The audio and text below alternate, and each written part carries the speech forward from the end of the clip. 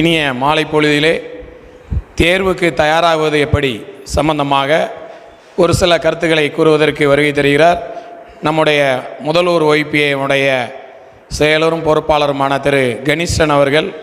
இவர்கள் நம்ம வேலைவாய்ப்பு துறை திருச்செந்தூரில் வேலை பார்த்துக்கிட்டு இருக்கார்.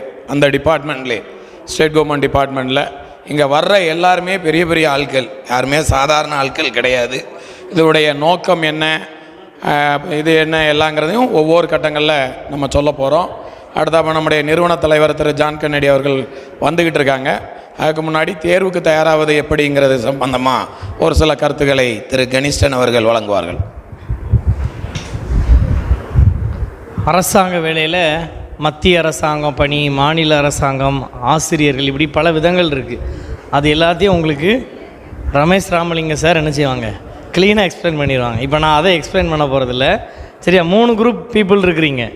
ஸ்கூல் இருக்கிறீங்க, காலேஜ் இருக்கிறீங்க, முடித்தவங்க. சரியா, 3 பேருக்கும் ஏற்ற மாதிரி பொதுவாக ஒரு போட்டித் தேர்வுக்கு ப்ரிப்பேர் பண்ணணுன்னா என்ன செய்யணும், டெய்லி ரொட்டீன் என்ன, எப்படி படிக்கணும், ஹவு டு ஸ்டடி, அதை தான் நான் என்ன செய்ய போகிறேன், சொல்லித்தர போகிறேன். சரியா, ஸ்கூல் ஸ்டூடெண்ட்ஸுக்கு நான் சொல்கிற ஒரு அட்வைஸ் என்னென்னா, உங்களுக்கு கொடுக்கப்பட்ட பாடத்தை சின்சியராக என்ன செய்யுங்க, படிங்க.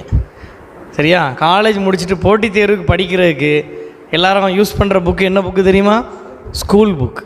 6ஆப்லேருந்து 12ஆம் வரை உள்ள ஸ்கூல் புக் கிடைக்குமான்னு என்ன செய்கிறாங்க, தேடி அலையிறாங்க. அதனால் பள்ளி மாணவர்கள், நீங்கள் 8th படித்தாலும் சரி, 9th படித்தாலும் சரி, 10th படித்தாலும் சரி, 11th படித்தாலும் சரி, 12th படித்தாலும் சரி, Tamil, English, maths, science, social அல்லது மேக்ஸ், பயாலஜி, பியூர் சயின்ஸு, எந்த குரூப்பாக இருந்தாலும் சரி, உங்கள் ஸ்கூல் பாடத்தை எப்படி படிங்க, நல்லா படிங்க. அது உங்களுக்கு தாராளமாக என்னது போதும். இவ்வளோ தான் உங்களுக்கான அட்வைஸ். சரியா, இனி பொதுவாக சில காரியங்களை சொல்லும்போது நீங்கள் அதை நோட் பண்ணிக்கோங்க. சரியா, ஸ்கூல் முடிஞ்சு 2வது குரூப் யார், காலேஜ் படிக்கிறவங்க. நீங்கள் ஆர்ட்ஸ் அண்ட் சயின்ஸாக இருந்தால், ஆர்ட்ஸ் அண்ட் சயின்ஸ் டிகிரியாக இருந்தால், நான் என்ன சொல்ல வரேன்னா, physics, chemistry, economics, political science, history, Tamil, இந்த மாதிரி டிகிரியாக இருந்தால் அந்த டிகிரி எக்ஸாமுக்கு ரொம்ப எப்படி இருக்கும், யூஸ்ஃபுல்லாக இருக்கும். சரியா, எக்கனாமிக்ஸ், ஹிஸ்ட்ரிலாம் ரொம்ப வேல்யூ காம்படிட்டிவ் எக்ஸாம். அதனால் அந்த டிகிரியில் நீங்கள் படிக்கிற பாடத்தை எப்படி செய்யணும், சூப்பராக படிக்கணும். சரியா, நீங்கள் படிச்சுட்ருக்கிற உங்கள் ஆர்ட்ஸ் டிகிரி அது எக்ஸாமுக்கு யூஸ்ஃபுல்லாக இருந்ததுன்னா நீங்கள் அதை நல்லா என்ன செய்யணும், தரவாக படிச்சுட்டு அது போக மீதி என்னென்ன போர்ஷன்லாம் வரும் அப்படிங்கிறத நீங்கள் பார்த்து என்ன செய்யணும், கவர் பண்ணணும். ஒருவேளை இந்த டிகிரிலாம் இல்லாமல் ஒருவேளை இன்ஜினியரிங் இந்த மாதிரி இருந்தால் நீங்கள் உங்கள் டிகிரியை நீங்கள் முடிக்கணும். டிகிரி முடித்தா தான் சில எக்ஸாமே என்ன செய்ய முடியும், எழுத முடியும். அங்கே அரியர் வச்சுட்டு இங்கே நான் போட்டித் தேர்வுக்கு படிக்க வரேன்னு என்ன செய்யக்கூடாது, பண்ணக்கூடாது. அது சரியா, ரொம்ப முக்கியம். நீங்கள் அந்த டிகிரியை முடிக்கிறதுக்குரிய வேலையை கரெக்டாக பார்க்கணும். ப்ளஸ் எக்ஸ்ட்ரா இருக்கிற டைமில் நீங்கள் இந்த காம்படிட்டிவ் தேர்வுக்கு நீங்கள் என்ன செய்யணும், ப்ரிப்பேர் பண்ணணும். கண்டிப்பாக டைம் இருக்கும் காலேஜை பொறுத்தவரையில். சரியா, நம்ம தான் பொதுவாக செமஸ்டர் லீவ்லேயும் சரி, ஸ்டடி லீவ்லேயும் சரி புக்கே எடுக்கிறது இல்லையே. அதனால் அந்த அரியர் வைக்கிறதெல்லாம் ரொம்ப கெத்து, அரியர் வச்சா தான் பெருமை, இப்படிலாம் சொல்லி என்ன செய்யக்கூடாது, லைஃப் என்ன செய்யக்கூடாது, வீணடிக்கக்கூடாது. அதெல்லாம் ஒரு பெரிய ஏமாற்று வேலை. அதனால் அரியரே இருக்கக்கூடாது, கிளியர் பண்ணிடுங்க. இருந்தாலும் நீங்கள் காலேஜ் படிக்கும்போதே உங்கள் டிகிரியை நல்லா படிங்க. ப்ளஸ் காம்படிட்டிவ் தேர்வுக்கு என்ன செய்யுங்க, ப்ரிப்பேர் பண்ணுங்கள். டிகிரி முடித்தவங்க சரியா, நீங்கள் உங்களுக்கு பொதுவாக ஒரு போட்டித் தேர்வுக்கு எப்படி ப்ரிப்பேர் பண்ணணும், பொதுவான உங்கள் மைண்ட் செட் எப்படி இருக்கணும்னு சொல்லிவிட்டு 5 விஷயங்கள், 5 விரல் மாதிரி 5 விஷயங்கள் சொல்லித்தர போகிறேன். 5ம் டீங்கிற வார்த்தையில் என்ன செய்கிறேன், சொல்லித்தரேன். என்ன வார்த்தையில், டீ. சரியா, first of all taste your study. என்னது, டேஸ்ட் யுவர் ஸ்டடி. அதாவது படிக்கிறத எப்படி படிங்க, விரும்பி படிங்க, டேஸ்ட் பண்ணி படிங்க. என்றைக்குமே நீங்கள் நான் உறுதியாக சொல்கிறேன், ஐயோ வீட்டில் அனுப்பி விட்டாங்க, அறிவிப்பு கொடுத்துட்டாங்க, இந்த அக்கா கூட்டாங்க, இப்படி வெறுப்புக்கு நீங்கள் புக் எடுத்திங்கன்னா அந்த வண்டி ரொம்ப நாள் என்ன செய்யாது, ஓடாது. உறுதியாக சொல்கிறேன். யார் விரும்பி படிக்கிறாங்களோ அவங்களால மட்டும்தான் இந்த ஃபீல்டில் என்ன செய்ய முடியும், நிலச்சி நிற்க முடியும். சரியா, நீங்கள் அப்போல்லாம் நீங்கள் யோசிக்க வேண்டியது, உங்கள் அம்மா அப்பாவை யோசிச்சு பாருங்கள். உங்களை கஷ்டப்பட்டு படிக்க வைக்கிறாங்க, அப்படி தானே? அதுக்காக அவங்க எவ்வளோ கஷ்டப்படுறாங்க, எவ்வளோ கடன் வாங்கியிருக்காங்க.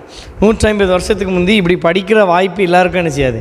நான் முதல்ல சொன்னேன், அப்படி வாய்ப்பே கிடையாது. யோசிச்சு பாருங்கள், அப்படி ஒரு வாய்ப்பு இருந்துச்சுன்னா படிக்காமல் இருந்தோன்னா நம்ம எப்படி இருப்போம்? ஒரு நாகரிகம் இல்லாமல் ஒரு இன்டீசெண்டாக இருப்போம், அப்படி தானே? ஸோ நமக்கு இப்படி ஒரு வாய்ப்பு என்ன செஞ்சுருக்கு, கிடச்சிருக்கு.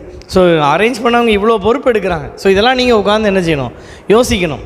இந்த இந்த யங் ஸ்டேஜ் தான் படிக்கிறதுக்கான என்னது ஸ்டேஜ். 60 வயசுக்கு பிறகு உட்காந்து போட்டி தேர்வு ப்ரிப்பேர் பண்ண முடியுமா? விரும்பினாலும் என்ன செய்ய முடியாது, பண்ண முடியாது. 16 என்ன செய்யணும், ப்ரிப்பேர் பண்ணணும். 5 விளையலைன்னா அது 50 என்ன செய்யாது, விளையாது. இப்போ கஷ்டமாக இருந்தாலும் உங்களுக்கு பின்னாட்களில் எப்படி இருக்கும், அது டேஸ்ட்டாக இருக்கும். சரியா? உங்கள் வாழ்க்கையே அது மாற்றி போட்டோம். நான் சொன்ன போல் ஒரு தலைமுறை மாற்றத்தை ஏற்படுத்தும். ஒரு பழமொழி சொல்லுவாங்க, மூத்தோர் சொல்லும் முதுநெல்லிக்கனியும் முன்னே கசக்கும் பின்னே இனிக்கும். நெல்லிக்காய் சாப்பிட்ருக்கீங்களா? பெரிய நெல்லிக்காய், மலை நெல்லிக்காய்ன்னு சொல்லுவாங்க. முதல்ல வாயில் வச்சோன்னே என்ன செய்யும், கசக்கும். பிறகு உள்ளே போகும்போது எப்படி இருக்கும், இனிக்கும். அதை சாப்பிட்டுட்டு ஒரு தண்ணி குடிச்சு பாருங்கள், அவ்வளோ டேஸ்ட்டாக அது என்ன செய்யும், இருக்கும். அதே போல் இப்போ வந்து உங்களை படின்னு சொல்கிறது உங்களுக்கு கசப்பாக இருந்தாலும் நீங்கள் உண்மையிலே டேஸ்ட் பண்ணி படிச்சிங்கன்னா உங்கள் வாழ்க்கை எப்படி மாறும், இனிப்பாக மாறும். அதனால் எந்த புக்கு எடுத்தாலும் சரி, நீங்கள் அதை எப்படி எடுக்கணும், சந்தோஷத்தோடு என்ன செய்யணும், எடுக்கணும். சரியா? நான் இதை மேலே படித்து ஒரு நல்ல நிலைமைக்கு போகிறேன், இதை நான் தெரிஞ்சுக்கணும், இதை நான் அச்சீவ் பண்ணணும் அப்படிங்கிற ஒரு ஆசையாக நீங்கள் என்ன செய்யணும், புக்கு எடுக்கணும். சரியா? இப்போ நான் உங்களுக்கு சில டிப்ஸ் சொல்லி தரேன். சரியா? இப்போ ராத்திரி 11 மணி 12 மணிக்கு போல் தூங்குறீங்கன்னு வச்சுக்கோங்க. ஒரு உதாரணம், அடுத்த நாள் காலையில் 4 மணிக்கு உங்களுக்கு தூத்துக்குடி ஏர்போர்ட்டில் ஃப்ளைட்டு. எத்தனை மணிக்கு? 4 மணிக்கு. விடிய காலம். வாழ்க்கையில் முதல் முறையாக ஃப்ளைட்டில் ஏற போகிறீங்க. 4 மணிக்கு ஃப்ளைட்டு. சரியா? ராத்திரி உங்கள் வீட்டில் சொல்கிறாங்க சீக்கிரம் தூங்கிடுண்டு, உங்களுக்கு தூக்கம் வராது. 12 மணிக்கு படுப்பீங்க. 4 மணிக்கு ஃப்ளைட்டு, 3 மணிக்கு நீங்கள் கிளம்பணும். சொங்கி மாதிரி எழும்புவீங்களா, உற்சாகமாக எழும்புவீங்களா? ஏன்? ஃபஸ்ட் டைம் ஃப்ளைட், தூக்கமாவது மண்ணாங்கட்டியாவது அப்படின்னு தூக்கி போட்டு அந்த உற்சாகம் வரும். அப்படி தானே? பைக்கில் போகிறீங்கன்னா வண்டி சர்ன்னு என்ன செய்யும், 120 தாண்டி என்ன செய்யும், திருக்கும். இல்லைன்னா என்ன செய்யாது, அவ்வளோ ஒரு மகிழ்ச்சி. சரி, இப்போ ஃப்ளைட்டில் ஏறிட்டு சரி தூங்கலை, ஒரு நல்ல தூக்கத்தை போடும், அப்படி தூங்குவீங்களா? ட்ராவலை என்ன பண்ணுவீங்க, என்ஜாய் பண்ணுவீங்க. அப்போ அவ்வளோ ஸ்ட்ரென்த் எங்கேருந்து கிடைக்கி? முந்தின நாள் சரியாக தூங்கலை, முந்தின நாள் ஃபுல்லாக வேலை செஞ்சுருக்கீங்க. ஆனால் அந்த நாள் ஃபுல்லாக எப்படி இருக்கீங்க, ஆக்டிவாக இருக்கீங்க. இன்னும் உங்களுக்கு இறங்கி சொல்கிறேன், டூர் போகிறீங்க, திருவனந்தபுரம் டூரு, இல்லை மைசூர் டூரு. முந்தின நாள் ஃபுல்லாக ஸ்கூலில் இருந்திருக்கீங்க, இல்லை காலேஜில் இருந்தீங்க. அடுத்த நாள் ஃபுல்லாக டூரில் போய் 2 நாள், டூரில் போய் எவனாவது 2 நாள் ஃபுல்லாக பஸ்ஸில் படுத்து தூங்கின ஒரு ஆளை காட்டு பார்ப்போம். காட்ட முடியுமா? எங்கேருந்து வருது ஸ்டெமினா, ஸ்ட்ரென்த்து எல்லாம் எங்கேருந்து வருது? மனசு தான் காரணம். சரியா? இதுதான் பிரச்சனை. புரியுதா உங்களுக்கு? என்ன சாக்கு புக்கு சொல்கிறோம், தலைவலிக்கு தைலம் போடு, இது டூர் போகும்போது தலைவலிக்க மாட்டேங்கி, அப்போ தைலம் தேவைப்படாதோ? காரணம் என்னென்னா உங்கள் மைண்ட். புரியுதா புரியலையா? யோசிச்சு பாருங்கள். ஹியூமன்கிறது ஒரு சாதாரண கிரியேஷன் கிடையாது, best creation. It is equal to God. Human அவ்வளோ பெரிய கிரியேஷன். சரியா? தூங்காமலே 3 நாள் கூட நம்மளால் என்ன செய்ய முடியும், வித்தவுட் டிப்ரெஷன் எல்லாம் ஒர்க் பண்ணக்கூடிய அளவுக்கு கெப்பாசிட்டி யார்கிட்ட இருக்குது? மைண்டு தான் காரணம். அதான் சொல்கிறேன், மைண்டை மாற்றுங்க. Taste your study. ஸ்கூலாக இருந்தாலும் சரி, காலேஜாக இருந்தாலும் சரி, காம்படிட்டிவாக இருந்தாலும் சரி, நீங்கள் படிக்கிற படிப்பை விரும்பி என்ன செய்யுங்க, படிங்க. சரி, எவ்வளோ கஷ்டப்பட்டு முன்னோர்கள் கொடுத்துருக்குறாங்க, எவ்வளோ கஷ்டப்பட்டு அப்பா அம்மா வேகாத வெயிலில் நின்று வேலை செஞ்சு ஃபீஸை கட்டுறாங்க, ட்ரெஸ்ஸை வாங்கி தந்திருக்காங்க. நான் என்ன செய்யணும், படித்து அவங்களுக்கு என்ன வாங்கி கொடுக்கணும், நல்ல பேர் வாங்கி கொடுக்கணும். தந்தை மகன் தந்தை காற்றும் உதவி, இவன் தந்தை என்னோட்டான் கொல்லினும் சொல். சரியா? ஈன்ற பொழுதின் பெரிதுவக்கும் தன் மகனை சான்றோன் என கேட்ட தாய். நீ படித்து நாளைக்கு ஒரு வேலைக்கு போகும்போது உங்கள் அம்மா அப்பாவை பார்த்து இவங்க பையன்தான் இது இந்த போஸ்ட்டில் இருக்காங்கிறது, அது எவ்வளோ பெரிய ஒரு இது. ஸோ அதெல்லாம் வேணும்னா உங்கள் ஸ்டடியை நீங்கள் என்ன பண்ணணும், டேஸ்ட் பண்ணணும். சரியா? நம்பர் 1. 2வது T, டெஸ்ட்டை ஃபாலோ பண்ணணும். 2வது T என்னது, டெஸ்ட். சரியா? படிப்புக்கு நம்மளை மெருகூட்டக்கூடியது, நம்மளை டார்கெட்டை அச்சீவ் பண்ணக்கூடிய 2வது ஒரு பெரிய விஷயம் என்னென்னா டெஸ்ட். சரியா? பொதுவாக இந்த எக்ஸாம் டெஸ்ட்டுனாலே ஸ்கூலாக இருந்தாலும் சரி, காலேஜாக இருந்தாலும் சரி, நமக்கு ஆட்டோமேட்டிக்காக என்ன வந்துடும், பயம். ஐயையோ டெஸ்ட்டு, ஐயையோ டெஸ்ட்டு. சரியா? இந்த பயத்தை முதல்ல என்ன பண்ணிடுங்க, விட்டுருங்க. சரியா?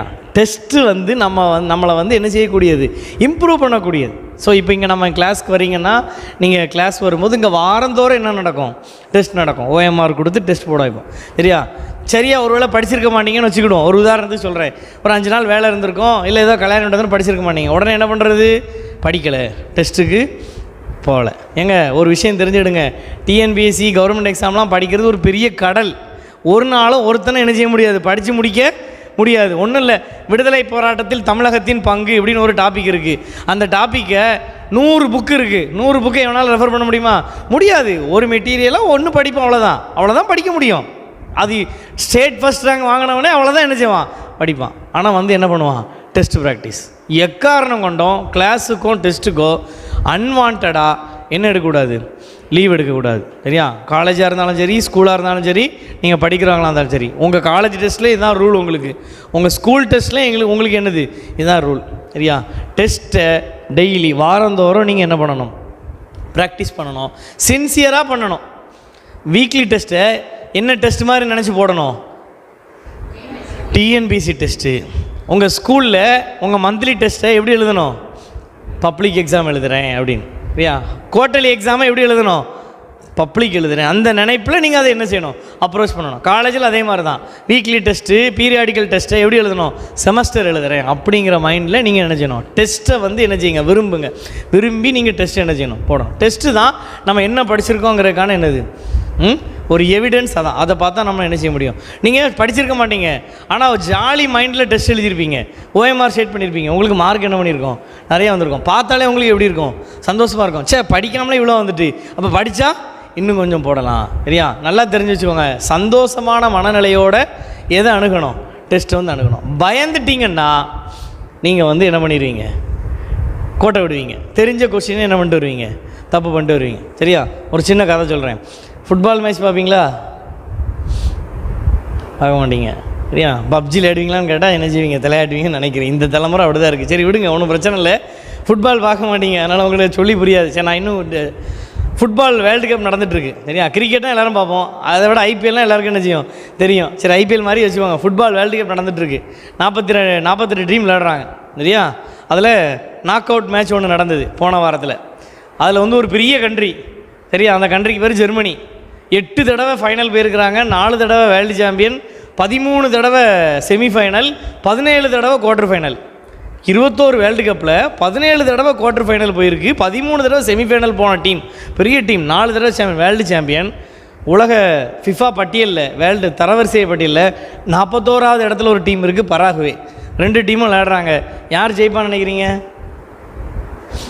ஜெர்மனி வந்துட்டு 8 ஃபைனல், 4 சாம்பியன், வேர்ல்டு சாம்பியன், மிகப்பெரிய டீம். ஆனால் என்ன நடந்துச்சு தெரியுமா, ஜெர்மனி தோத்துடுச்சு, பராகுவே வின் பண்ணிட்டாங்க. அதில் பெரிய ஹைலைட் என்னன்னு கேளுங்க, 2 பேரும் ஒவ்வொரு கோல் அடித்தாங்க, டை ஆகிடுச்சு. பெனால்ட்டி ஷூட்டில் ஜெர்மனியை பீட் பண்ணவே முடியாது.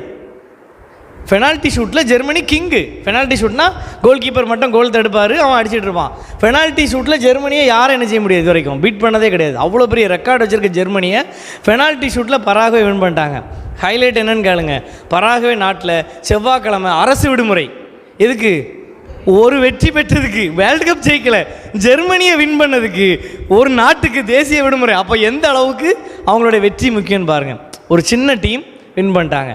அப்போ காரணம் என்னென்னா, பத்திரிக்கையில் சொல்கிறான், ஜெர்மனி கூட விளையாடுறோங்கிற பயமே யாருக்கு இல்லை, பராகுவேக்கு இல்லை. வந்தால் வருது, போனால் போகுதுன்னு விளையாண்டதுனால என்ன பண்ணிட்டாங்க, ஜெயிச்சிட்டாங்க. ஏனோ தானோன்னு இருக்கக்கூடாது. பட் எக்ஸாம் மைண்டில், எக்ஸாம்னு வந்துட்டா என்ன மைண்ட் செட் வந்துடணும், அடித்து விளையாடுவோம், பார்த்துக்கலாம். சரியா? கிரிக்கெட் பார்ப்பீங்களா? கிரிக்கெட்டில் இந்தியாவிலே கிரிக்கெட் ஜாம்பவான் யார்? தோனியே சொல்லுங்கள். ஏன்னா சச்சின் டெண்டுல்கர், அவர் தான் மாஸ்டர் பிளாஸ்டர். சச்சின் டெண்டுல்கர் வந்து 90 தாண்டினோடனே அவர் என்ன பண்ணிடுவார், கொஞ்சம் நர்வஸ் ஆயிடுவார். நிறைய நேரம் 98, 99. சரி, அவர் கூட இன்னொருத்தர் ஓப்பனிங் இறங்குவார். யார் அப்படின்னா வீரேந்திர சேவாக். சரியா? சேவாக் பார்த்தீங்கன்னா 99லேருந்து பந்து எங்கே போகும், சிக்ஸருக்கு போகும். கபில் தேவ் என்ன சொல்லியிருப்பாருன்னா, சச்சின்கிட்ட 90 ரன்னை தாண்டி விட்டால் சேவாக் எப்படி விளையாடுவாரோ அதே போல் யார் விளையாடணும், சச்சின் விளையாடணும்னு சொல்லி அறிவுரை சொல்லியிருப்பார். சேவாக்குடைய குரு யார், சச்சின். குருவை மிஞ்சிய சீசன் யார், சேவா. காரணம் என்னென்னா, 99 சரி, 299 சரி, 199 சரி, கொஞ்சம் கூட என்ன இருக்காது, பயமே இருக்காது. சரியா? 195லேருந்து ஒருக்கா அடிப்பார், கேட்ச் ஆயிடுவார். அவங்கள்ட்ட போய் கேட்பாங்க, என்ன சேவாக், மெல்போர்ன் டெஸ்ட்டில் 5 ரனில் 200 மிஸ் பண்ணிட்டீங்களே, போங்க டிராவிட், 3 அடியில் 6 மிஸ் ஆகிட்டு, அவ்வளோதான். கேட்ச் ஆகிட்டார் 6 லைனில். அவன் சொல்கிறான், 5 ரனில் 200 ரன் மிஸ் ஆகிட்ட, 3 அடியில் 6 மிஸ் ஆகிட்டு போயிட்டு அடுத்த மேட்ச் பார்த்துக்கலாம், அடுத்த ஒரு வருஷத்தில் 300 என்ன பண்ணுவாப்புல அடிப்பாப்புல. ஆடுகளம்னு வந்த பிறகு பயங்கிறத என்ன செய்யக்கூடாது, இருக்கக்கூடாது. டெஸ்ட் ஹாலுக்குள்ளே போன பிறகு இந்த பயங்கிற பேச்சுக்கே என்ன இருக்கக்கூடாது. தைரியமாக இருந்தீங்கன்னா நீங்கள் படித்ததெல்லாம் உங்களுக்கு என்ன வரும், நினைவுக்கு வரும். சரியா? இது வந்து எதுக்காக சொல்கிறேன்னா, போட்டித் தேர்வுன்னு வந்த பிறகு பயங்கிறத நம்மளை விட்டு என்ன பண்ணிடணும், எடுத்துடணும். இத்தனை லட்சம் பேர் எழுதுகிறாங்களே, 6 லட்சம் பேர் எழுதுகிறாங்க, 10 லட்சம் பேர் அப்ளை பண்ணியிருக்காங்க. அப்ளை பண்ணிட்டு போட்டு நமக்கு தேவை எத்தனை இடம், 10 லட்சம் இடம் வேண்டாம், எத்தனை இடம், ஒரு சீட்ஸ். அது எனக்கு குறிக்கிறதை கடவுள் என்ன செய்வார், கொடுப்பாருங்கிற நம்பிக்கையோடு நீங்கள் என்ன பண்ணணும், டெஸ்ட்டை அணுகணும். சரி, அப்போ ஃபஸ்ட்டு டேஸ்ட்டு, 2வது டெஸ்ட்டு, 3வது டெம்டேஷன். என்னது டெம்டேஷன். இந்த படிக்க ஆரம்பித்த உடனே உங்களுக்கு என்ன வரும், சோதனை வரும், கண்டிப்பாக வரும், எழுதி வச்சுக்கிடுங்க. சரியா? இப்போ நீங்கள் வீட்டுக்கு போனோடனே ஏதாவது என்ன வரும், இவனு ஃப்ரெண்டு கேட்பான், 3 எஃப். சரியா? என்னது பொதுவான பிரச்சனை 3 எஃப். 1 ஃபேமிலி, கண்டிப்பாக ஃபேமிலியில் ஏதாவது ஒன்று, வீட்டில் அப்பா அம்மா சண்டை போடுவாங்க, என்னத்தையாவது ஒன்று வரும். வீட்டுக்கு வீடு ஆசைப்படி, எல்லா வீட்லேயும் பிரச்சனை உண்டு. சரியா? பிரச்சனை இல்லாத ஒரு குடும்பம் தமிழ்நாட்டில் எடுத்து காட்டுங்க பார்ப்போம். சரியா? யாரும் எல்லா வீட்லேயும் பிரச்சனை இருக்கும். 1. 2வது எஃப் என்ன தெரியுமா, ஃபினான்ஸ். பொருளாதார பிரச்சனை இல்லாத ஆட்களே எல்லாருக்கும் வரும். வேலைக்கு போக வேண்டியிருக்கும், காசு கொடுக்க வேண்டியிருக்கும், பண நெருக்கடி, ஃபீஸ் கட்ட முடியாது, இது எல்லாருக்கும் வரும். சரியா? 3வது பிரச்சனை ஃப்ரெண்டு. Family, finance, friend. இந்த 3 எஃப் எல்லாருக்கும் என்னது வரும். கேட்பாங்க, ஃப்ரெண்டே கேட்பாங்க, என்னெல்லாம் இவ்வளோ எங்களுக்கு சுற்றிட்டு இருந்தால் இப்போ என்ன செய்கிற, படிக்க போகிற, அதெல்லாம் பாஸ் பண்ண முடியாது, அதெல்லாம் கஷ்டம், காசு கொடுக்கணும். இந்த எதையுமே என்ன செய்யக்கூடாது. இந்த எரும மாடு சொல்லுவாங்க பார்த்துருக்கீங்களா, மழை பெஞ்சாலும் சரி, வண்டியில் ஆறு அடித்தாலும் சரி என்ன செய்யாது, நகலாது. அதே போல் இந்த காம்படிட்டிவ் தேர்வுக்கு வந்த பிறகு நீங்கள் எப்படி இருக்கணும், எரும மாடு மாதிரி நிற்கணும். சரியா? நான் வந்து காலேஜ் 3rd இயர் படிக்கும்போது 18 வயசில் புக் எடுத்தேன், காம்படிட்டிவ் எக்ஸாமுக்கு புக் எடுத்தேன். சரியா? இன்றைக்கி வரைக்கும் நான் அந்த புக்கை என்ன செய்யலை, கீழே வைக்கல. இப்போவும் நான் என்ன பண்ணிகிட்ருக்கேன், குரூப் 1 எக்ஸாம் ப்ரிப்பேர் பண்ணிகிட்ருக்கேன். 4 தடவை மெயின்ஸ் எழுதியிருக்கேன். எத்தனை தடவை எழுதியிருக்கேன், 4 தடவை. ப்ரிலிம்ஸ் 4 தடவை பாஸ் பண்ணி மெயின்ஸில் 4வது தடவை வெளியே வந்திருக்கேன். 4வது தடவை முயற்சி பண்ணிட்டோம், விட்டுருவோன்னு சொல்லி நான் என்ன செய்யலை, திரும்பவும் என்ன செஞ்சுருக்கேன், எடுத்திருக்கேன். சிலர் சொல்லுவாங்க அதெல்லாம் கிடைக்காது, ஒரு குறிப்பிட்ட வயசுக்கு மேலே என்ன செய்ய முடியாது, அச்சீவ் பண்ண முடியாது. யார் சொன்னால் அது வேறு யாருக்காவது போய் என்ன செய் சொல்லு. என்னை பொறுத்தவரையில் எனக்கு என்னுடைய ஸ்ட்ரென்த் தரேன்னு யாருக்கு தெரியும், எனக்கு தெரியும். நான் படிச்சிருக்க அளவு வேணும்னு எனக்கு தெரியும், என்னால் அச்சீவ் பண்ண முடியுங்கிற யாருக்கு தெரியும், எனக்கு தெரியும். எங்கள் சொந்தக்காரர் கூட ஒருத்தர் ஒரு நாள் வந்தார். சரியா? நான் ஃபெயில் ஆகிட்டேன் உடனே என் பையன், என்னுடைய சன் கால்டுவெல், அப்போ கால்டுவெல் தான் இனி கலெக்டரு அப்படின்னு சொல்கிறாரு. ஸோ நமக்கு அது ஒரு வூண்டிங் வேர்ட்ஸ் தான். இப்போ நான் கலெக்டர் இல்லையா, யார் கலெக்டரா, என் பையன் தான் கலெக்டர். என் பையன் கலெக்டருக்கு மேலே போட்டு அதை பற்றி எனக்கு கவலை இல்லை, அது சந்தோஷம்தான்.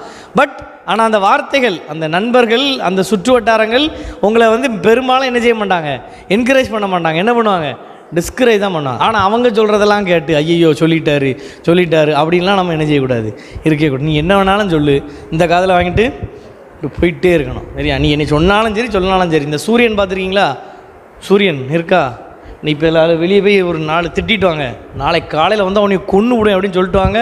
அது நாளைக்கு காலையில் வருதான்னு வரலேன்னு பார்ப்போம். நாளைக்கு காலையில் அது என்ன பண்ணிட்டே இருக்கும், நீ என்ன பண்ணாலும் சரி, மண்ணெளி போட்டாலும் சரி, திட்டுனாலும் சரி, ஏசினாலும் சரி, அது ரொட்டின்னா அது வேலை என்ன பண்ணிட்டே இருக்கும். அதே போல் தான் ஃப்ரெண்டு சொன்னாலும் சரி, சொந்தக்கார சொன்னாலும் சரி, அப்பா அம்மா சொன்னாலும் சரி, கூட பிறந்த கிண்டல் பண்ணாலும் சரி, என்ன பண்ணாலும் சரி, என்ன சோதனை வந்தாலும் சரி, உங்கள் வேலை என்னது, படிக்கிறது, படிச்சுக்கிட்டே இருக்கிறது. சரியா? சிலருக்கு 3 மாதம், சிலருக்கு 3 வருஷம், சிலருக்கு 4 வருஷம். என் நண்பன் 6 வருஷம் படித்து பாஸ் ஆனவனும் எனக்கு தெரியும், 3 மாதத்தில் பாஸ் ஆனவளும் எனக்கு தெரியும், 6 வருஷம் பாஸ் ஆனவங்களும் எனக்கு என்ன செய்யும், தெரியும். ஸோ அதனால் அவன் 6 வருஷம் படிச்சிருக்கானே, அப்போ நமக்குலாம் அவ்வளோ முடியாதுன்ட்டு போகக்கூடாது. 3 மாதத்தில் நம்மளால் முடியாதுன்ட்டு என்ன செய்யக்கூடாது, விலகக்கூடாது. ஸ்ட்ராங்காக அந்த ஃபீல்டில் என்ன செய்யணும், நிற்கணும். டெம்டேஷனுக்கு என்ன செய்யக்கூடாது, இடம் கொடுக்கக்கூடாது. சரி, அடுத்தது நிறையா ஸ்கூல் காலேஜ் இருக்கிறனால உங்களுக்கு கைண்டாக ஒரு அட்வைஸ் பண்ணுறேன். உங்களுக்கு வர டெம்டேஷன் ஆப்போசிட் செக்ஸ் கூட உள்ள அன்வான்ட் ரிலேஷன். போட்டித் தேர்வுக்கு படிக்க வந்தோன்னு முடிவு பண்ணிட்டா அந்த ஆப்போசிட் ரிலேஷனை என்ன பண்ணி விட்ருங்க, கட் பண்ணிடுங்க. உங்களுக்கு நான் சொல்கிறது புரியும்னு நினைக்கிறேன். சரியா? இந்த மாவட்டத்திலேயே லவ்வுக்கு ஒரு தீவிர எதிரி வேணும்னா முதலூரில், 3வது தெருவில், நடுத்தருவில், வேத இல்லமில் கனிஷ்டன் ஒரு பையன் இருப்பான். அவன் தான் நம்பர் 1 யார், எதிரி. சரியா? உங்களுக்கு புரியும்னு நினைக்கிறேன். ஸ்கூலு காலேஜ் படிக்கும்போது இந்த லவ்வு கிவ்னு எவனாவது மாட்டின செத்தா நீ எழுதியே வச்சுக்க, நீ இந்த ஹாலிலே இருக்காத. ஏன்டா கேட்டால் நான் இப்படிலாம் பேசுகிறதுக்கு பயப்படவே மாட்டேன். அதான் என்ன அர்த்தம், ஒரு நாளும் நீ என்ன செய்ய மாட்டா, பாஸ் பண்ண மாட்டா, எழுதி வச்சுக்க. சரியா? நீ என்ன ஜஸ்டிஃபிகேஷன் கொடுத்தாலும் சரி, காதல்ங்கிற இதை உன்கிட்ட வந்துட்டுனா வேஸ்ட். சரியா? ஒருத்தன் கலெக்டர் ஆகணும்னு விரும்பினானா, ஒரு பிள்ளையை லவ் பண்ணானா, கடைசியில் என்ன கலெக்டராக மாறானா, டிக்கெட் கலெக்டராக என்ன பண்ணானா மாறினானா. டிஸ்ட்ரிக்ட் கலெக்டர் ஆக வேண்டியவன் பில் கலெக்டராக என்ன பண்ணியிருக்கான், மாறியிருக்கான். எங்கேருந்து லவ் பண்ண அப்புறம் எங்கள் டிஸ்ட்ரிக்ட் கலெக்டரு, டிஸ்ட்ரிக்டில் பியூனா கூட நீ என்ன செய்ய முடியாது, ஆக முடியாது. சரியா? பாய்ஸாக இருந்தாலும் சரி, கேர்ள்ஸாக இருந்தாலும் சரி, தூக்கி தூர போட்டு என்ன பண்ணிட்டே இருக்கணும், போயிட்டே இருக்கணும். அந்த காதல் கத்திரிக்காய் வெங்காயன்ட்டு என்ன செய்யக்கூடாது, நேரத்தை வேஸ்ட் பண்ணுறது, பைக் எடுத்துகிட்டு அடுத்த தெருவில் சுற்றுறது, பஸ் ஸ்டாண்டில் பின்னாடி போய் நிற்கிறது, இந்த சோழிலாம் ஒரு காம்படிட்டிவ் எக்ஸாம் ப்ரிப்பேர் பண்ணுற ஒருத்தனுக்கு என்ன செய்யக்கூடாது, இருக்கவே கூடாது. அகராதியிலே இந்த பேர் இருக்கக்கூடாது. டெலீட் பண்ணிட்டு போயிட்டே இரு. நீ யாராக இருந்தாலும் சரி தான். இது ஒரு தெரியாமல் கமிட்மெண்ட்டில் இருந்தாலும் இன்றைக்கே போய் ஃபோன் நம்பரை என்ன பண்ணி போட்டுரு, பிளாக் பண்ணி போட்டுரு. சூசைட் பண்ணிடுறேன்னு மிரட்டுறா, பரவாயில்ல, அதெல்லாம் பண்ண மாட்டா, பயப்படாத, என்ன பண்ணி போட்டுரு, பிளாக் பண்ணி போட்டு புக் எடுத்து என்ன வேலையை பாரு, படிக்கிற வேலையை பாரு. சரியா? இதெல்லாம் வர்ற டெம்டேஷன். அப்புறம் புக்கை திறந்தாலே என்ன முகம் தான் ஞாபகத்துக்கு வரும், அவன் மூஞ்சி தான் ஞாபகத்துக்கு வரும். அப்புறம் எங்கேருந்து கலெக்டர் ஆக ஒரு நாளும் ஆக முடியாது. டெம்டேஷன் வரும், தலைக்கு மேலே காக்கா என்ன செய்யும், பறக்கும். அதை நிறுத்த முடியாது. கூடு கட்டுறதை என்ன பண்ணலாம், நிறுத்தலாம். புரியுதா புரியலையா? தலைக்கு மேலே பறவை பறக்கிறத நிறுத்த முடியாது, ஆனால் கூடு கட்டுறதை நீங்கள் என்ன பண்ணலாம், நிற்பாடலாம். ரொம்ப கவனமாக இருக்கணும். நிறைய வாழ்க்கை சீரழிகிறது இதில் தான். சரியா? அதனால் ரொம்ப ரொம்ப கவனமாக இருக்கணும். 4வது, ஃபஸ்ட்டு டீ என்ன சொன்னேன், 2வது, 3வது, 4வது டைம் மேனேஜ்மெண்ட். என்னது? Time management. சரியா? நிறைய பேர் சொல்கிறத கேட்டிருக்கேன், எனக்கு என்ன கிடையாது, நேரம் இல்லை, எனக்கு என்ன இல்லை, நேரம் இல்லை. சரியா? நாட்டில் ஒரு பிரதமர் இருக்கார் தெரியுமா, பாரத பிரதமர். சரியா? அவருக்கு நேரம் இருக்கா இல்லையா? நம்ம வீட்டில் 4 பேரை பார்க்குறதுக்கு நமக்கு என்ன இல்லை, நேரம் இல்லை. அவர் 140 கோடி பேரை சமாளிக்கிறதுக்கு அவருக்கு என்ன இருக்குது, நேரம் இருக்குது. முதலமைச்சர் ஒருத்தர் இருக்கார் அப்படின்னா 8 கோடி பேரை திங்க் பண்ணுறதுக்கு அவருக்கு என்ன இருக்குது. பொதுவாக நான் சொல்கிறேன். சரியா? நேரம் இருக்கா, நேரம் இல்லையா? எப்படி அவங்களுக்கு மட்டும் நேரம் இருக்குது, நமக்கு நேரம் இல்லை? எல்லாருக்கும் ஒரே நேரம் தான். பிரதமருக்கு மட்டும் 26 மணி நேரமா என்ன, அவருக்கும் 24 மணி நேரம் தான் நமக்கும். உங்களுக்கான நேரத்தை நீங்கள் தான் என்ன செய்யணும், கண்டுபிடிக்கணும். நேரம் இருக்குது இல்லைன்னா சொல்ல. இந்த செல்ஃபோன் இப்படி எடுக்கிறது, 2 இழுப்பு இழுக்கிறது, 2 தேய்க்க வேண்டியது, இப்படி உள்ளே வைக்க வேண்டியது, அடுத்தது எடுக்க வேண்டியது, தேய்க்க வேண்டியது. இந்த கேடுகட்ட ரீல்ஸுன்னு ஒன்று வந்திருக்கு, ஷார்ட்ஸுன்னு ஒன்று, இப்படி இழுக்க என்ன பண்ணிட்டே இருக்கும், போயிட்டே இருக்கும். இன்ஃபினிட்டி. இந்த ஃபேஸ்புக்கில் மிந்தி இப்படி இருந்தால், அதனால தான் எல்லோரும் என்ன பண்ணேன்னா ஃபேஸ்புக் அன்இன்ஸ்டால் பண்ணினேன். எனக்கு யூடியூபே அன்இன்ஸ்டால் தான் பண்ண சொன்னோம். என்ன அதில் கொஞ்சம் யூஸ்ஃபுல்லான விஷயங்கள் நிறைய இருக்குது. அதனால் நான் உங்களுக்கு சொல்கிற அட்வைஸ், இந்த ரீல்ஸ்லேயும் ஷார்ட்ஸ்லேயும் உட்காந்து என்னதை பார்க்காத, நேரத்தை பார்க்காத. சரியா? எடிட்டோரியல்ஸில் என்ன எழுதுறாங்கன்னா, ரீல்ஸையும் ஷார்ட்ஸையும் பார்த்து கிளாஸ் ரூம் அட்டென்ஷன் என்ன செஞ்சிருது, குறைஞ்சிருது. சீரியஸாக நான் சொல்கிறேன். பார்க்கணும், வீடியோ பாரு, நல்ல கிளாஸ் வீடியோ பாரு, பொதுவான நல்ல ஸ்பீச் இருந்தால் கேளுங்க. வீடியோஸ் ஒரு அரை மணி நேரம், 3/4 மணி நேரம், 30 செகண்ட் பார்த்து தேய்ச்சி நேரம் ஃபுல்லாக எதில் போயிடும், மொபைலில். உங்களுடைய டைம் கொல்லி, டைம் கில்லர் என்னது தான், ஃபோனு தான். மொபைலை கரெக்டாக படிக்கிறதுக்கு மட்டும் என்ன செய்யணும், யூஸ் பண்ணிவிட்டு பேசுகிறதுக்கு யூஸ் பண்ணி என்ன வச்சிடணும், தூர வச்சிடணும். இந்த ஹாய் போட்டு கான்வர்சேஷனை வளர்க்குறது, ஹாய் தான் போடுவா, நேரம் என்ன பண்ணிடும், 3/4 மணி நேரம் அவுட்டு. நீ நினச்சா அந்த 3/4 மணி நேரத்தில் ஒரு 10 பக்கம் என்ன பண்ணியிருக்கலாம், படிச்சிருக்கலாம். இதெல்லாம் நம்ம தான் என்ன செய்யணும், கண்ட்ரோல் பண்ணணும். நமக்கு கண்ட்ரோல் பண்ண முடியும். ஆனால் நம்ம பழியை யார் மேலே தூக்கி போடுவோம், அடுத்தல் மேலே. ஒன்றும் வேண்டாம், ஒரு சின்ன எக்ஸாம்பிள் சொல்கிறேன். சரியா? வீட்டில் உங்கள் அண்ணன் தம்பி அக்கா தங்கச்சி கோவம் வருது, கோவம் வந்து டப்புன்னு என்ன பண்ணிட்டீங்க, அடிச்சிட்டிங்க. சரியா? ஒரு எக்ஸாம்பிள். பைக்கில் போகிறீங்க, வேகமாக போகிறீங்க, போலீஸ் பிடிச்சிட்டாரு. சரியா? போலீஸ் பிடிச்சார், ஹெல்மெட் இல்லை, வேகமாக ஒரு அர்ஜெண்ட்டாக போகிறீங்க, பிடிச்சாரு. கோவம் வருமா வராதா? உண்மையை சொல்லணும். வேகமாக ஒரு அர்ஜெண்ட்டாக போகிறீங்க, போலீஸ் கோவம் வருமா வராதா? அடிச்சிருவீங்களோ? அடிச்சு தான் பாரு, அடுத்து இடுப்பெலும்பு இருக்கா இல்லையான்னு. அப்போ அங்கே எப்படி கட்டுப்பாடு வருது? இங்கே அண்ணன் தம்பி என்ன டப்புன்னு என்ன பண்ணிடுறது, அடிச்சிடுறது. அங்கே டீச்சரை டப்புன்னு ஏற்று பேசுறது. அங்கே பேசி பாரு, போலீஸ்ட்டு பல்லு நெஞ்சிரும், உடஞ்சிரும். அப்போ தெரியுதில்ல எங்கே கண்ட்ரோல் பண்ணணும், எங்கே கண்ட்ரோல். நான் தான் சொல்கிறேன், அவ்வளோ பெரிய செல்ஃபீல் யார்கிட்ட இருக்குது. நினச்சா செல் நோண்டாமல் என்ன செய்ய முடியும். நான் திரும்பவும் சொல்கிறேன், என்னால் முடியலன்னு எனக்கு இந்த கதையெல்லாம் விடாத. நினச்சா உன்னால் என்ன செய்ய முடியும், இருக்க முடியும். கண்ட்ரோல் பண்ணு, தூக்கி தூர போடு, கேமை அன்இன்ஸ்டால் பண்ணி போடு. தேவைன்னா என்ன செய்யும், எடுக்காத. அன்இன்ஸ்டால் பண்ணி என்ன செஞ்சிரு, தூக்கி தூர போட்டு நீ எடுக்காத. உன்னால் முடியும். டைம் மேனேஜ்மெண்ட் நீ ரொம்ப ரொம்ப முக்கியம். அதுக்காக தான் அவள் அழகாக பேசினா, என்னோடய ஒய்ஃப் ஷெட்யூல் போட்டு என்ன செய்யுங்க, படிங்க. சரியா? இப்போ நான் என்னுடைய எக்ஸ்பீரியன்ஸை சொல்கிறேன். சரியா? என்னுடைய டெய்லி ரொட்டீன் இப்படி ஒன்று நான் போட்டு வச்சுருக்கேன். இது உங்களுக்காண்டி எடுத்துகிட்டு வந்திருக்கேன். சரியா? இது என்னுடைய டெய்லி ரொட்டீன். கிட்டத்தட்ட ஒரு 18 விஷயங்கள் இருக்கும். ஏன்னா டெய்லி சில டேஸ் கிடக்கும் சரியா, அது வேலையின் மீதியில் 1-2 என்ன செஞ்சுருக்கோம், மிஸ் ஆகிருக்கும் சரியா. என்னுடைய கமிட்மெண்ட்டு, நான் 8 மணி நேரம் வேலைக்கு போனோம், கவர்மெண்ட் வேலைக்கு, ஆஃபீஸ்க்கு சரியா. வீட்டில் ஒரு ஒய்ஃப் இருக்கா, 2.5 வயசில் ஒரு பையன் இருக்கான் சரியா. அவன் பண்ணுற சேட்டைக்கு நீங்கள் ஒரு நிமிஷம் கூட என்ன செய்ய முடியாது, அவனை அவ்வளோ சேட்டை பண்ணுவான் சரியா. அவன் கூட இருக்கணும், எல்லாம் செய்யணும். 2வது. 3வது, நாங்கள் அந்த சர்ச்சில் என்ன செய்வோம்னா ப்ரேயர் நடத்துவோம், பைபிள் ஸ்டடி நடத்துவோம். அதை கரெக்டாக வாரந்தோறும் என்ன பண்ணணும். அது வேறு யாரும் பண்ண மாட்டாங்க. 4வது, ஒய்பிஐயில் ஞாயிற்றுக்கிழமை 3 மணிலேருந்து 6 மணி நேரம் என்ன எடுக்கணும், கிளாஸ் எடுக்கணும். இது போக அடுத்த கமிட்மெண்ட் நிறையா வரும். காலேஜில் பேசக்கூடுவாங்க, அங்கே கூட அங்கே போகணும். இதையும் தாண்டி குரூப் 1 எக்ஸாம் ப்ரிப்பேர் பண்ணுறதுக்கு எனக்கு என்ன இருக்குது, டைம் இருக்குது. அதுதான் காட்டுறேன், டைம் இருக்குது. இவங்க எனக்கு 26 மணி நேரம் யாராவது கொடுத்தாங்களா? 24 மணி நேரம் தான். வெள்ளிக்கிழமை நைட்டு ப்ரோக்ராம், சனிக்கிழமை காலையில் ஒரு ப்ரோக்ராம், நேற்று நைட்டு ஒரு ப்ரோக்ராம், இன்றைக்கி காலையில் 11 மணிக்கு ஒரு ப்ரோக்ராம். இப்போ அங்கே உங்களுக்கு என்னை வீட்டுக்கு போனோன்னே அடுத்து போனோம், நாளைக்கு காலையில் 8 மணிக்கு எங்கே போனோம், நான் ஆஃபீஸ் போனோம் சரியா. செவ்வாய்க்கிழமை டெஸ்ட் எழுதுறதுக்கு சுரேஷ் அகாடமிக்கு போனோம், அடுத்த குரூப் 1 மாடல் டெஸ்ட் எழுதுறதுக்கு சரியா. இந்த கேப்பில் தான் நான் என்ன செய்யணும், எக்ஸாமுக்கு ப்ரிப்பேர் பண்ணணும், பைபிள் வாசிக்கணும், என்னென்ன பேசணுமோ அதெல்லாம் நான் என்ன செய்யணும், ப்ரிப்பேர் பண்ணணும். இந்த நேற்று உங்களுக்கு பேசுகிறத நான் எழுதும்போது ராத்திரி மணி 12:30, 12:30 சரியா. எனக்கு என்ன இருக்குது, டைம் இருக்குது சரியா. டைம் இல்லைன்னு சொல்லாதீங்க, அது ஒரு கெட்ட வார்த்தை சரியா. அதுக்கு நானே உங்களுக்கு ஒரு என்னது நினச்சா முடியும். உங்கள் டைமை நீங்கள் எப்படி யூஸ் பண்ணுவோங்கிறது உங்களுக்கு தெரியும் சரியா. கல்யாணம் ஆகாமல் இருக்கிய வாலிபன்னா பொண்ணான நாளை என்ன செஞ்சுடுங்க, பயன்படுத்திடு. ஏன்னா மேரேஜுக்கு அப்புறம் உங்களுக்கு கமிட்மெண்ட் என்ன செய்யும், இன்க்ரீஸ் ஆகும் சரி. அதை நான் தப்புன்னு சொல்லலை, அது கண்டிப்பாக வேணும், அது இன்க்ரீஸ் ஆகும். அதனால் அதுக்கு முந்தையே இந்த வயசுல என்ன பண்ணிடணும், வேலைக்குரிய படிப்பை என்ன பண்ணிடணும், முடிச்சிடணும் சரியா. அதனால் டைமை யூஸ் பண்ணுங்கள். உங்கள் டைமை எதெல்லாம் சாப்பிடுதோ அது எல்லாத்தையும் நீங்கள் என்ன பண்ணுங்கள், தூக்கி ஓரம் வச்சுருங்க. மொபைல் ஃபோனு, அன்வான்ட் கமிட்மெண்ட்டு, தேவையில்லாதவங்கள்ட்ட நின்று பேசுகிறது, நெகட்டிவாக பேசுகிற ஆள் தெரிஞ்சாலே கொஞ்சம் என்ன பண்ணிடுங்க.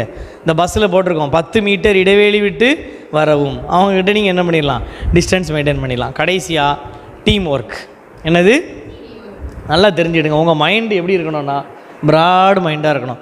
வெள்ளத்தனைய மலர் நீட்டம் மாந்தர்தம் எந்த அளவுக்கு உன் மனசு பறந்த மனப்பான்மையாக இருக்கோ அவ்வளோ தூரம் நீ என்ன பண்ணப்படுவ, ப்ளஸ் பண்ணப்படுவ. இந்த குறுகிய மனப்பான்மையில் எவனுக்கும் நெஞ்சிடக்கூடாது, சொல்லி கொடுத்துடக்கூடாது. ஒரு புக்கு கிடச்சா நான் மட்டும்தான் வச்சு என்ன செய்யணும், இது இருக்கிறதுலே மோசமான மனப்பான்மை.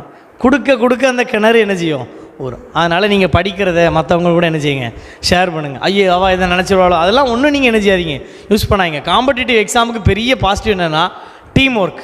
டீமாக சேர்ந்து படிங்க. இங்கே லைப்ரரி இருக்குதுன்னு கேள்விப்பட்டேன், நற்குணத்தான் தானியல் லைப்ரரி போனீங்கன்னா அங்கே உட்காந்து டீமாக என்ன செய்யுங்க, ப்ரிப்பேர் பண்ணுங்கள். ஒரு கொஸ்டின் பேப்பர் எடுத்து டீமாக உட்காந்து என்ன செய்யுங்க, சால்வ் பண்ணுங்கள். ஒருத்தருக்கு தெரிஞ்ச கணக்கை இன்னொருத்தருக்கு என்ன செய்யுங்க, சொல்லி கொடுங்க. அடுத்தவன் முன்னேறட்டோன்னு சொல்லி என்றைக்கு நினைக்கிறோமோ அன்னைக்கு தன்னால் என்ன செய்வோம், முன்னேறுவோம். ஊரார் பிள்ளையை ஊட்டி வளர்த்தா தான் பிள்ளை தானே வளரும் சரி. அந்த இங்கே ஒய்பிஐயில் யங் பயனியர் அசோசியேஷனுடைய மோட்டோ என்ன தெரியுமா, முன்னேறதோடு இணைஞ்சிடாத, மறந்துடாத.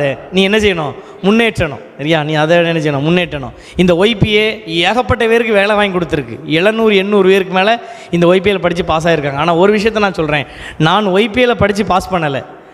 நான் படித்தது ஒய்பிஐயில், வினோத் ஒய்பிஐயில் படித்தான், நான் படித்தது ஒய்பிஐயில். ஆனால் இந்த ஒய்பிஐயில் உள்ளவங்க பிறரை முன்னேற்றத்துக்கு செயல்படுறாங்கன்னு என்றைக்கு தெரிஞ்சுதோ அன்றைக்கி அவங்க கூட நான் என்ன பண்ணிக்கிட்டேன், சேர்ந்துக்கிட்டேன். அவங்க கூட சேர்ந்து நான் என்ன செய்கிறேன், பயணிக்கிறேன். நான் ஒய்பிஐயில் படித்து நான் பாஸ் ஆகலை, ஆனால் இன்றைக்கி ஒய்பிஐயில் நான் என்ன செய்கிறேன், ஒவ்வொரு இடமா நான் போய் என்ன செய்கிறேன், கிளாஸ் எடுக்கிறேன். அவங்களோட சேர்ந்து நான் என்ன செய்கிறேன், வகுப்பு எடுக்கிறேன். அவங்களோட சேர்ந்து நான் பயணிக்கிறேன். காரணம் என்னென்னா என்னுடைய மைண்ட் செட் டீம் ஒர்க் சரியா. ஒரு கையில் தட்டினா ஓசை வருமா, 2 கை சேரணும். அதுக்காக தான் சொல்கிறேன் டீம் ஒர்க். ப்ராட் மைண்டாக திங்க் பண்ணுங்கள். கடைசியாக கிராட்டிடியூடாக இருங்க. நன்றி உள்ளவங்களாம் என்ன செய்யுங்க, இருங்க. உங்கள் பெற்றோருக்கு, உங்களை படைத்த கடவுளுக்கு, இப்படிலாம் உங்களுக்கு கோச்சிங் கொடுக்குற உங்களுடைய நிர்வாகிகளுக்கு, ஒய்பிஏ யாரெல்லாம் உங்கள் முன்னேற்றத்துக்கு வழிவகுக்கிறாங்களோ அவங்களுக்கு நீங்கள் எப்படி இருக்கணும், ஃபெய்த்ஃபுல்லாக இருக்கணும். நன்றி உள்ளவங்களாக நீங்கள் என்ன செய்யணும், இருக்க வேண்டியது அவசியம் சரியா. இன்றைக்கும் எனக்கு ஜான் கென்னடி சார், ரமேஷ் அண்ணே, ஸோ இவங்களாம் அவங்களுக்கு இன்றைக்கும் நான் நன்றி உள்ளவங்களாக இருக்கணும்னு எப்போவுமே என்ன செய்வேன், நினைப்பேன் சரியா. ஏன்னா எங்கேயோ இருந்து தேடி வந்து எங்களுக்காக என்ன பண்ணிட்டு போகிறாங்க, சொல்லி கொடுத்து எங்களை உருவாக்கிட்டு போகிறாங்க. அப்படி தானே, தேடி வரணும்னு அவசியமா யோசிச்சு பாருங்கள். எனக்கு கவர்மெண்ட் சம்பளம், அவனுக்கு கவர்மெண்ட் சம்பளம், ஒரு பிஎஃப் ஆஃபீஸில் கவர்மெண்ட் சம்பளம். ஞாயிற்றுக்கிழமை நல்லா மட்டன் சாப்பிட்டுட்டு 3 to 6 படுத்து என்ன செய்யலாம், தூங்கலாம். யாராவது எங்களை கேள்வி கேட்க முடியுமா, அரசாங்கம் கேள்வி கேட்க முடியுமா, யாராவது கேள்வி கேட்க முடியுமா, யோசிச்சு பாரு. நல்லா 3 மணிக்குலேருந்து 6 மணி வரை மட்டன் சாப்பிட்டுட்டு ஜம்முன்னு என்ன செய்யலாம், தூங்கலாம். திருநெல்வேலியிலேருந்து ஓடி வந்திருக்காரு கார் எடுத்துகிட்டு. அவர் சென்னையிலேருந்து ஒருத்தர் வராரு, கென்னடி சார் டிஎஸ்பி. அவன் திண்டுக்கல்லேருந்து வந்திருக்கான். நாங்கள் முதலூர்லேருந்து புறப்பட்டு வரோம். எதுக்காக?